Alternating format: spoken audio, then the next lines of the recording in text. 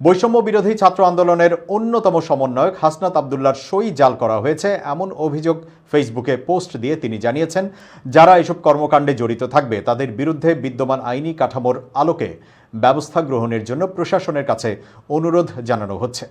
আমাদের কোনো সিস্টেম বিরোধী কার্যকলাপের সাথে সম্পর্ক নেই। বৃহস্পতিবার দেওয়া পোস্টে তিনি বলেন, দেশের বিভিন্ন স্থানে আমার মিথ্যা স্বাক্ষর ব্যবহার করে নোটিশ পাঠানো এবং সাধারণ জনগণকে হয়রানির অভিযোগ আসছে। এমনকি স্কলারশিপে জাপানগামী একজন ব্যক্তিকে আমার স্বাক্ষর ব্যবহার করে ইমিগ্রেশনে আটকিয়ে দেওয়ার অভিযোগ পাওয়া গেছে। এসব অভিযোগের আইনি ব্যবস্থা গ্রহণ করা হয়েছে।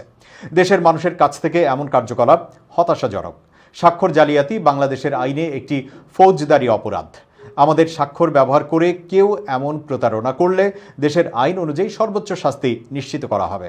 আমাদের গণ অভ্যুত্থানের মূল স্পিরিটের পরিপন্থী হওয়ায় তদবির, মিথ্যা মামলা, হয়রানি ও চাঁদাবাজি কোনোভাবেই গ্রহণযোগ্য নয়। সুতরাং যারা এসব কর্মকাণ্ডে জড়িত থাকবে তাদের বিরুদ্ধে বিদ্যমান আইনি কাঠামোর আলোকে ব্যবস্থা গ্রহণের জন্য প্রশাসনের কাছে অনুরোধ জানানো হচ্ছে। আমাদের কোনো সিস্টেম বিরোধী কার্যকলাপের সাথে সম্পর্ক নেই। গত 25 আগস্ট সচিবালয়ে আনসারদের সঙ্গে সংঘর্ষের মধ্যে আহত হন হাসনাত আব্দুল্লাহ। প্রথমে ঢাকা মেডিকেল এবং পরবর্তীতে উন্নত চিকিৎসার জন্য সম্মিলিত সামরিক হাসপাতালে নেওয়া হয়। এখনও পুরোপুরি সুস্থ না হওয়ায় হাসপাতালেই আছেন তিনি।